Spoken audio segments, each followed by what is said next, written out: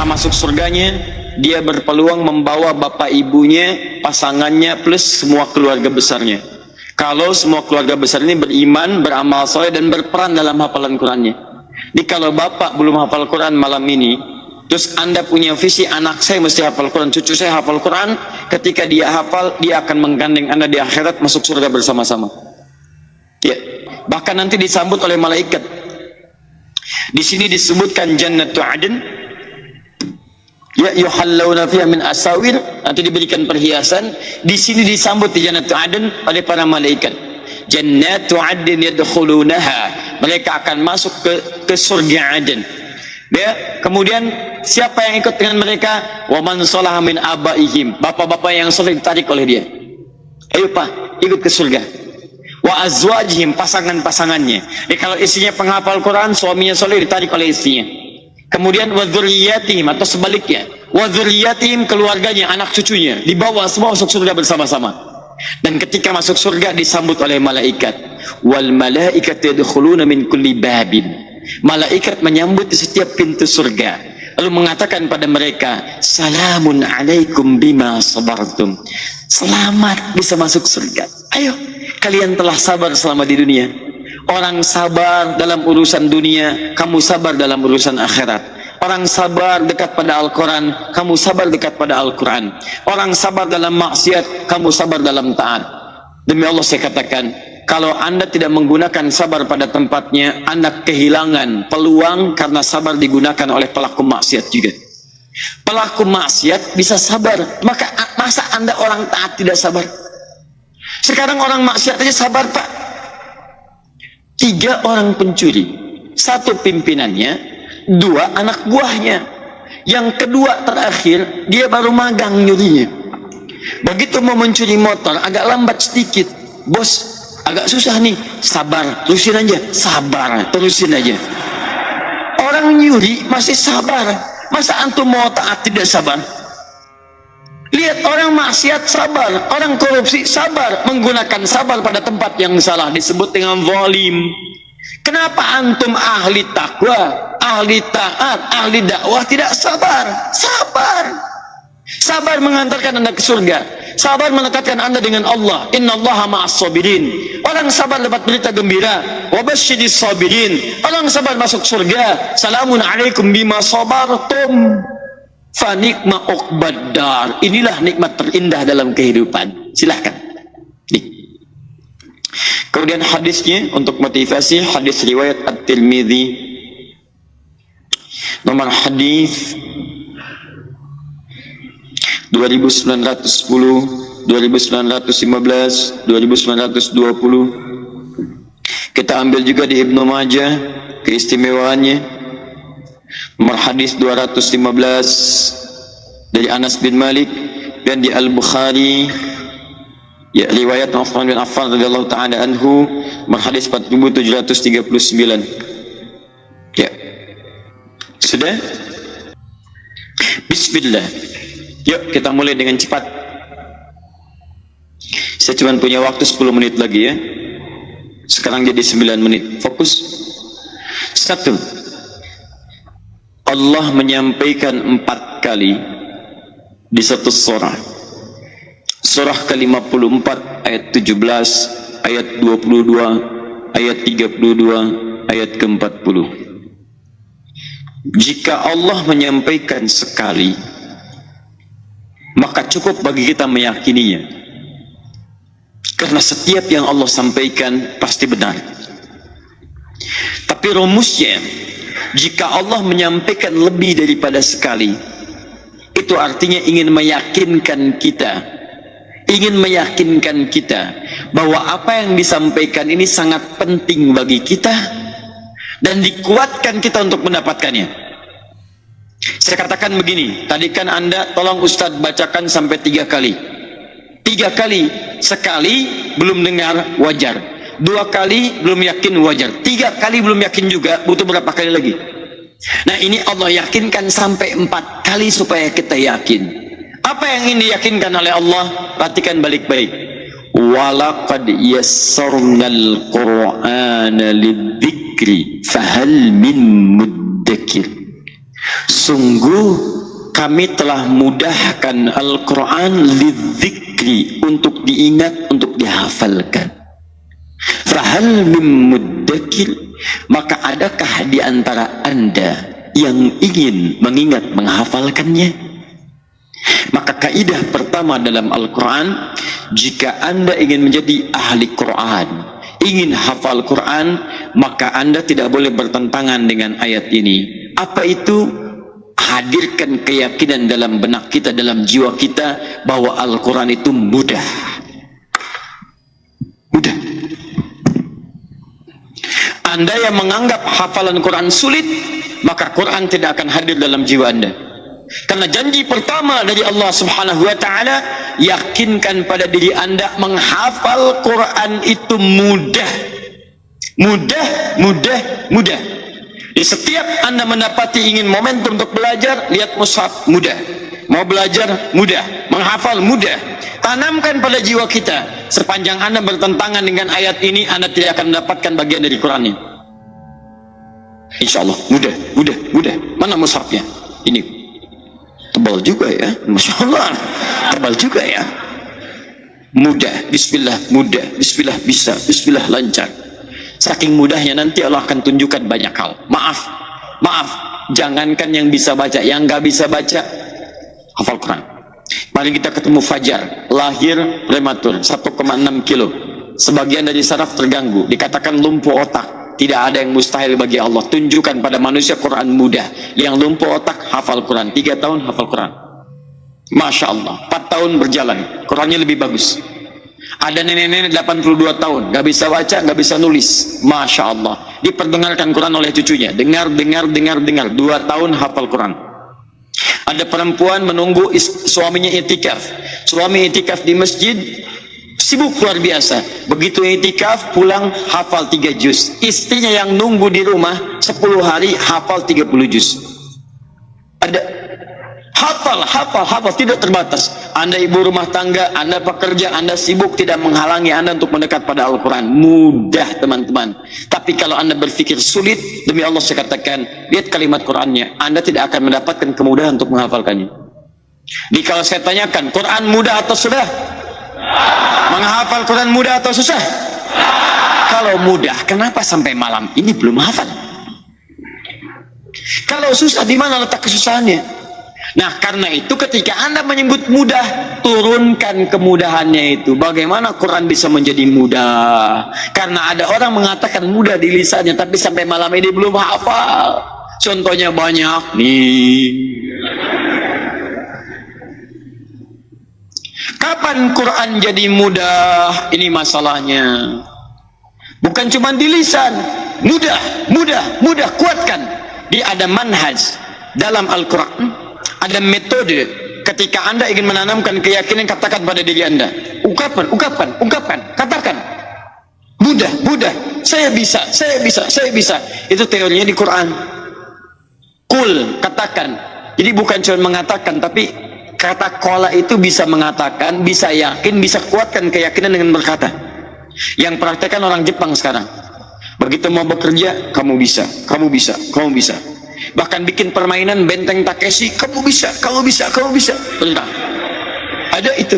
Saya nggak nonton, ya cuman pernah lihat sekilas gitu kan, ada kamu bisa, kamu bisa. Ya Masya Allah. Orang Korea ingin menyusul Jepang, lihat pendidikan di Korea. Ya, dan insya Allah teman-teman di Korea, kita nanti akan berkunjung ke Korea. Insya Allah tanggal 31 kami sampaikan, insya Allah kita bertemu di Korea, kita tanamkan kecintaan pada Quran insya Allah di sana. Sehingga kita tunjukkan cahaya Islam memancar di Korea dengan benih-benih kenikmatan, kebaikan dan kedamaian insya Allah.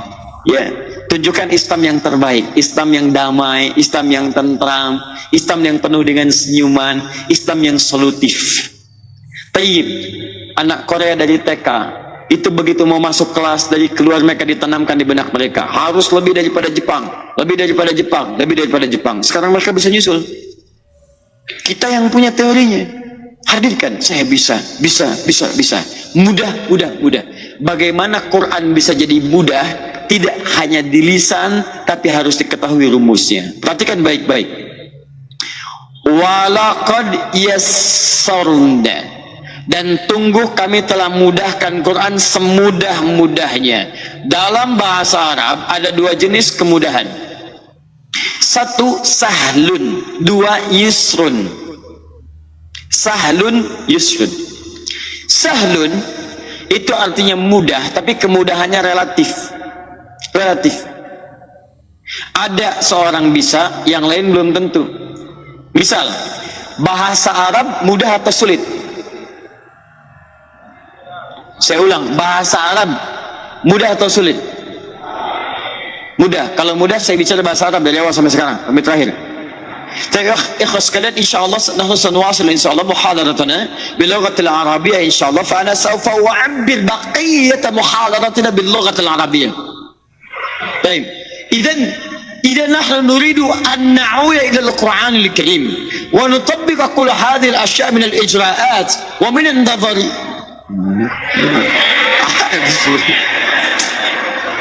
Kan berubah sulit, fahimtum? Calantum? Teman-teman sekalian, ayo fokus. Katanya mudah, sekarang jadi susah. Padahal bahasa Arab itu mudah bagi orang Arab. Saya ke Mekah, anak-anak kecil segini bisa bahasa Arab, luar biasa. Saking mudahnya.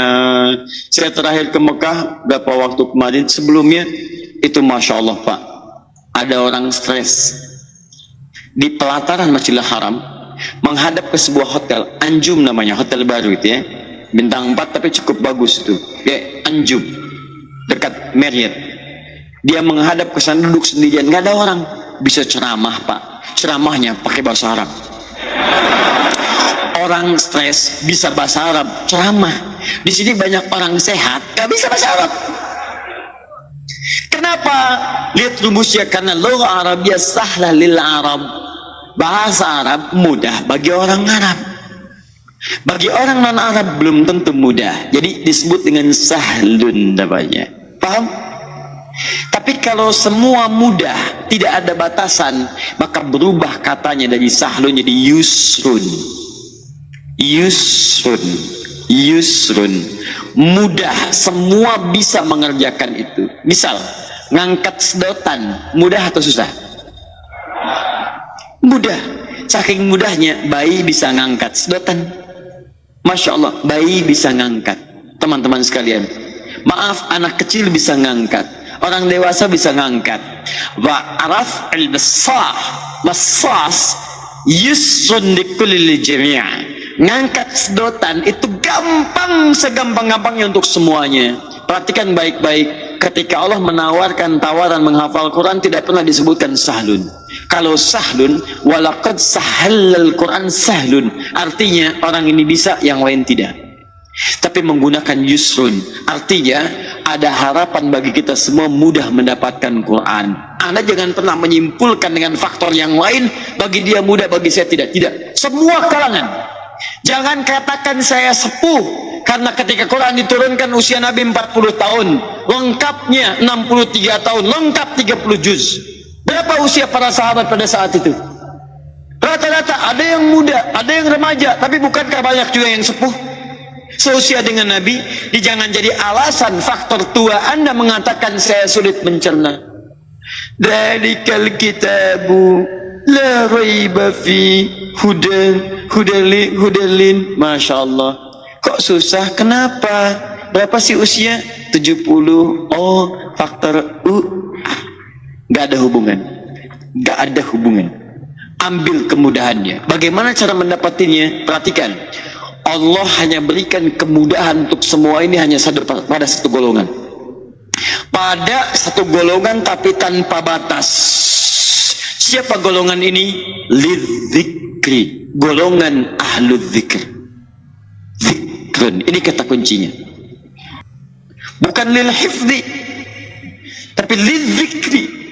Ingat, dalam bahasa Arab sekarang di zaman now itu menghafal disebutnya hifdzun, hafidha yahfadhu, orangnya disebut dengan hafidh.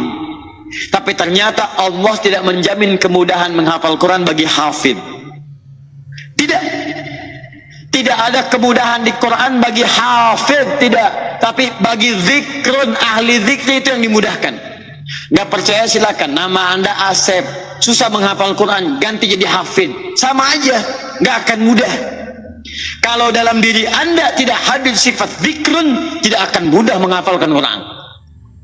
Maka kalau Anda ingin mudah, masuklah ke dalam ranah zikrun ini. Karena Allah hanya menjadikan yusrun sangat mudah untuk zikrun, lidzikri, bagi yang mau menghafal, mengingat. Bagaimana cara mengingatnya? Zikrun. Ini awalnya. Apa itu zikrun? Disingkat dengan zikir.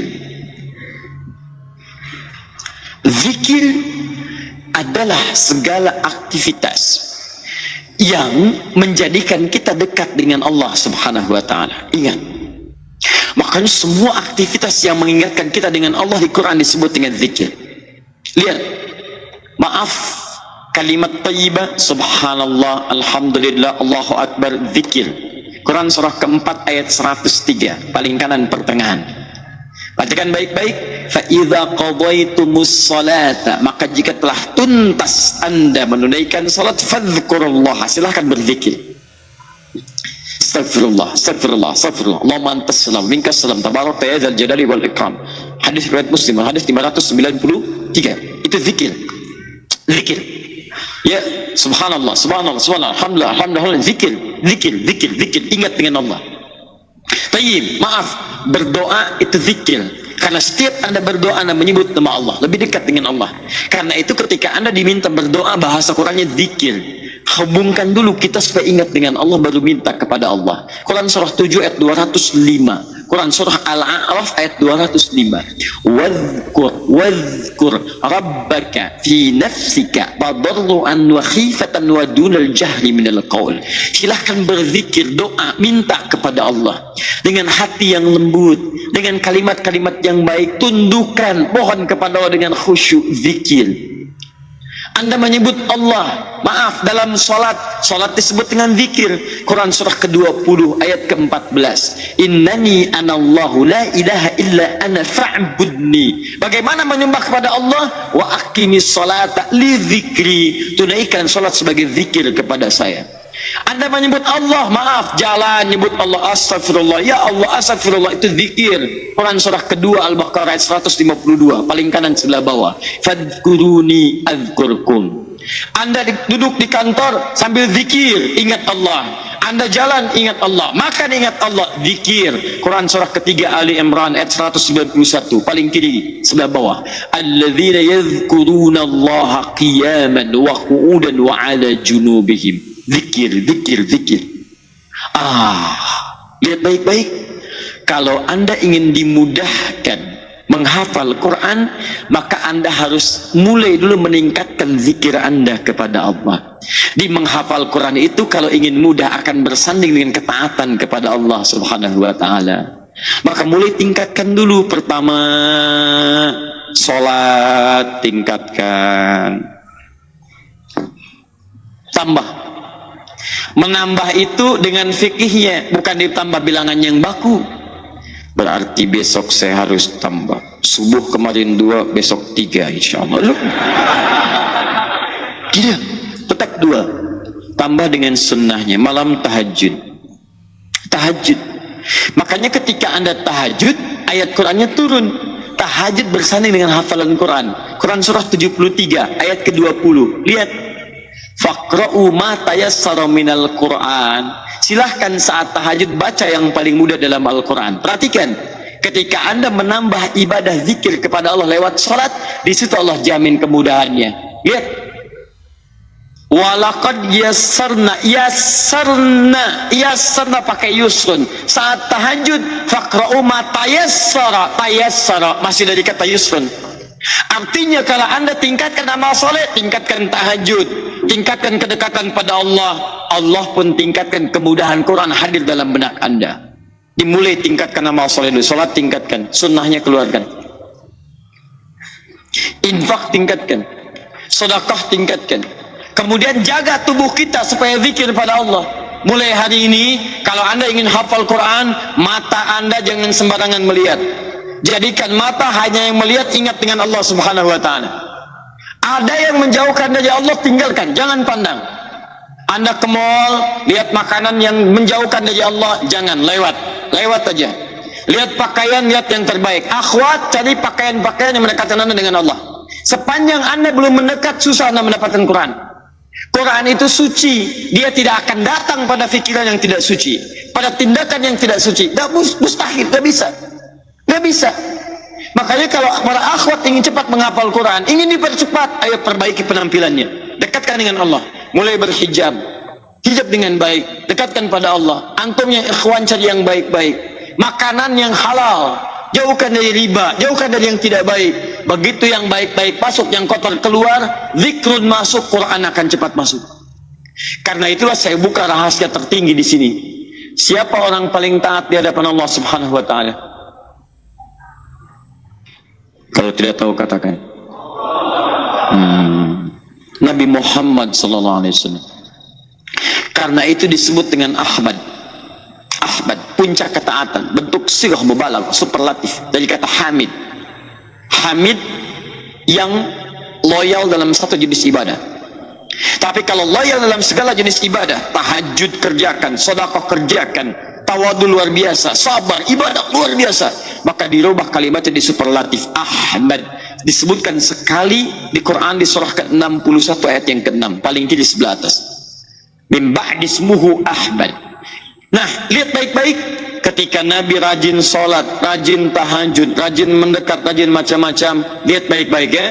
Ada rahasia besar di Quran surah ke-75 ayat 16 sampai 18. Ketika wahyu turun pertama kali, Nabi ingin cepat menghafalkannya.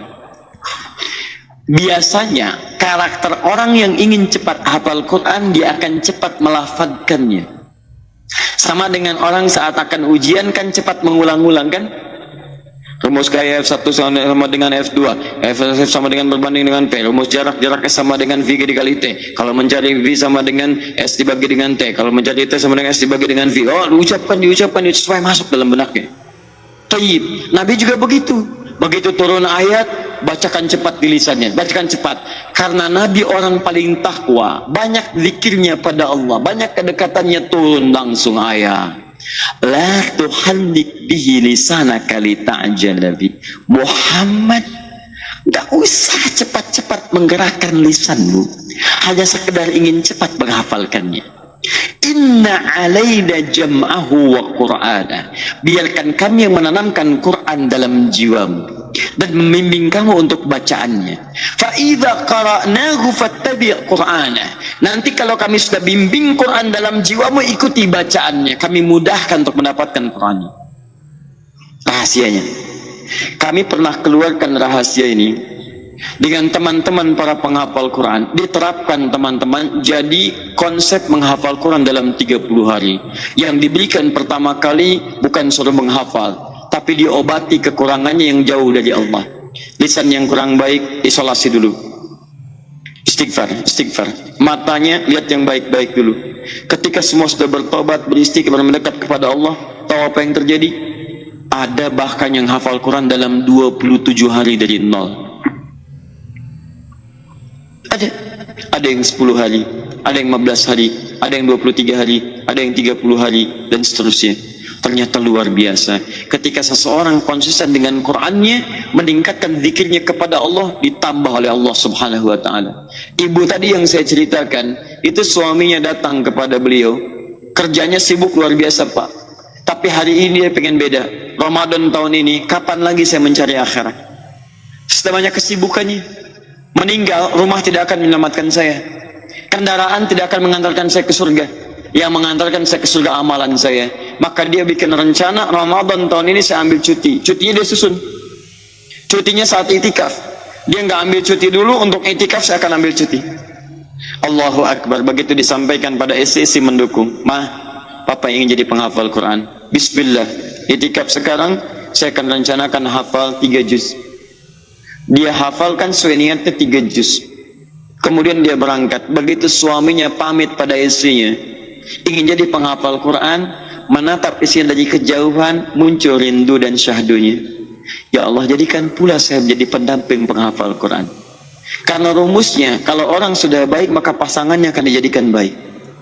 Kalau pasangan tidak ingin menjadi baik, akan dipisahkan oleh Allah Subhanahu wa Ta'ala. Seperti Fir'aun dipisahkan dari Asia. Ya, seperti Nabi Nuh dipisahkan dari istrinya. Seperti Lut dipisahkan dari istrinya. Tapi jangan ambil cepat kesimpulan. Oh, berarti kalau sudah saya baik, suami nggak mau ikut, saya harus pisah. Oh, tidak. Anda ditugaskan untuk mendorong suami Anda jadi lebih baik. Kalau ibu istri ingin jadi suami soleh, dorong dia. Awas, saya tidak ingin mendengar kalimat ini lagi. Ada seorang akhwat mengaji, kemudian setelah itu merasa baik, suaminya dipaksa jadi baik, tidak sabar dengan proses, sampai menyimpulkan, lebih baik saya mencari pria sunnah daripada berumah tangga dengan pria bid'ah. 17 tahun dia mendampingi Anda. Ya, ayo ajak dia. Begitu suami menjadi penghafal Quran, ditanamkan oleh Allah di dalam jiwa istrinya keinginan menghafal Quran. Suami berangkat ke masjid i'tikaf, istri merawat rumah tangga di rumah. Anaknya masih kecil-kecil, ada yang diberikan ASI, tapi tidak menghilangkan keinginan untuk zikir kepada Allah. Ditambah, saat masak dia zikir, saat berikan ASI dia baca Quran, dan dia berdoa kepada Allah untuk ditanamkan Quran dalam jiwanya. Allahu Akbar. Tidur dalam keadaan Allah, mushaf di tangannya, mendekat kepada Allah. Begitu pulang selesai i'tikaf, suaminya datang dengan wajah bahagia, pancaran luar biasa. Ya zauji, sayang, hafidhul Quran thalatha ajza. Saya sudah hafal 3 juz yang selama ini gak bisa saya hafal. Saya hafal 3 juz. Pancaran bahagia. Istrinya menyambut, tidak menyampaikan kalimat apapun, dicium. Masya Allah. Tiba-tiba dalam keadaan demikian sudah tenang, dijaga perasaan suaminya. Setelah menyampaikan itu, alhamdulillah, semoga Allah pancarkan Quran di keluarga kita. Sayang, saya pun sudah hafal Quran. Berapa juz? 30 juz. Masya Allah. Suami 3 juz, istri 30 juz. Dalam berapa hari? 10 hari. Apa yang diisi pertama kali? Bukan hafalan dulu, tapi perbaikan pribadi kita dulu. Maka saya sarankan pada antum pulang ke rumah, lihat yang di rumah. Acara-acara tidak baik, tepikan. Ayo pasang parabola, hadirkan yang halal-halal, hidupkan Quran. Yang dengar musik boleh ganti sekarang, Quran aja, beli speaker aktif, buka Quran, 24 jam setel. Karena ingat, pendengaran kita akan cepat menangkap. Begitu cepat Quran, insya Allah akan dipercepat oleh Allah Subhanahu wa Ta'ala. Majalah yang dilihat tepikan, yang ada yang bagus-bagus saja. Jadi Anda lihat yang bagus, dengar yang bagus, berjalan pada yang bagus. Di dapur dengar Quran, di kamar dengar Quran, baik kemana-mana dengar Quran. Sepanjang yang baik-baik, maka Quran akan ditanamkan di rumah Anda. Demi Allah saya katakan, Anda silahkan coba, Anda rasakan bedanya, bedakan rasanya, dan pasti akan terasa bedanya. Gak percaya silahkan, mulai dari ini wujudkan. Bismillah, niat, Bismillah, ya Allah kuatkan. Ya Allah, kalau saya wafat besok, ya Allah jadikan ahli Quran. Ya Allah, mohon ya Rabb, jangan wafatkan saya kecuali ada kalimat Quran di benak saya. Wafatkan saya saat membaca Al-Quran. Wafatkan saya dalam keadaan dekat dengan Quran. Wafatkan saya, Allah, menjadi ahli Quran. Ya Allah, jadikan keluarga kami jadi ahli Quran, ya Allah. Jadikan anak saya memberikan mahkota untuk keluarganya, ya Allah. Untuk bapak ibunya, ya Rabb. Mohon ya Allah, sebelum saya wafat beri kesempatan untuk menghafal Quran. Minta dan robah perilaku Anda dalam kehidupan. Demi Allah saya katakan, Anda akan dapat anugerah yang tak terduga nantinya. Anda tidak percaya, mulai niatkan malam ini, bangun tahajud dan mohon kepada Allah satu keluarga. Sentuh, minta kepada Allah. Puaskan, alirkan tangisan, mohon dalam sujud. Demi Allah saya katakan, besok Anda akan mendapatkan sesuatu yang berbeda.